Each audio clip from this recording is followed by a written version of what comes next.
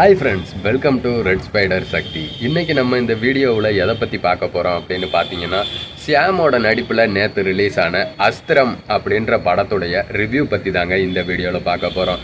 அதுக்கு முன்னாடி நீங்கள் இன்னும் நம்ம சேனலை சப்ஸ்கிரைப் பண்ணலைன்னா மறக்காமல் சப்ஸ்கிரைப் பண்ணிக்கோங்க. பக்கத்தில் இருக்க பெல் ஐக்கானை கிளிக் பண்ணிக்கோங்க.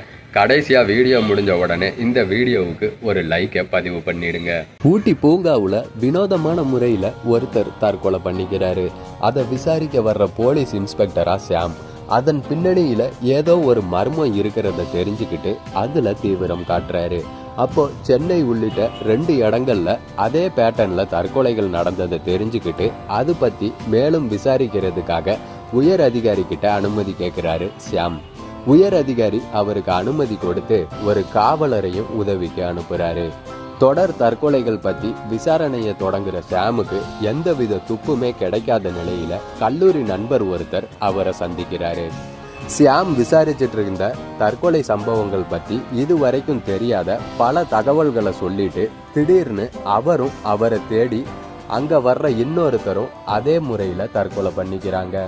இதனால காவல்துறையில பெரிய பரபரப்பு ஏற்படுறதோட அந்த வழக்குல இருந்து ஷியாம் விடுவிக்கப்பட்டு உயர் அதிகாரியால கட்டாய விடுப்புலையும் அனுப்பப்படுறாரு.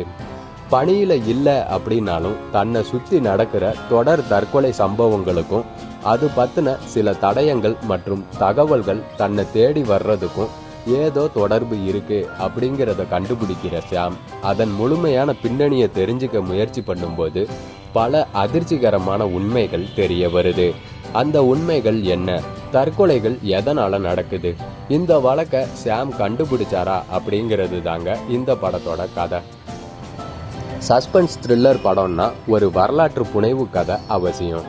அதுக்கு ஏற்ற மாதிரியே ஜப்பான் மன்னன் பற்றின ஒரு கதையை வச்சுக்கிட்டு விறுவிறுப்பான திரைக்கதையோட சுவாரஸ்யமான கிரைம் த்ரில்லர் படத்தை கொடுத்திருக்காரு இயக்குனர் அரவிந்த் ராஜகோபால்.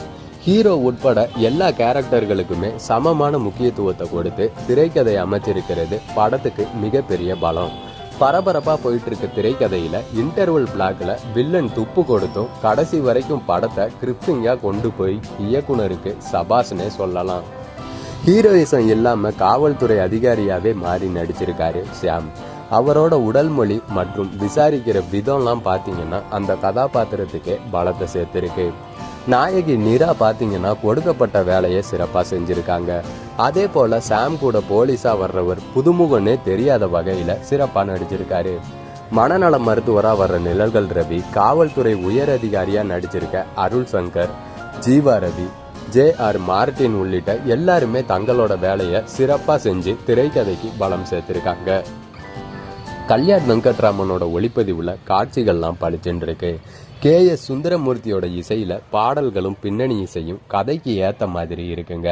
பல கதாபாத்திரங்கள் அவங்க தொடர்புடைய பல திருப்பங்கள் திரைக்கதையில இருந்தாலும் எல்லாத்தையுமே பார்வையாளர்கள் ஈஸியா புரிஞ்சுக்கிறபடியும் அதே நேரம் யூகிக்க முடியாதபடியும் படத்தை கொடுத்திருக்கிறது பிளஸ் பாயிண்ட். அதே நேரம் ஜப்பான் மன்னனோட கதையை மட்டும் திரும்ப திரும்ப சொல்றது மைனஸ் பாயிண்ட்.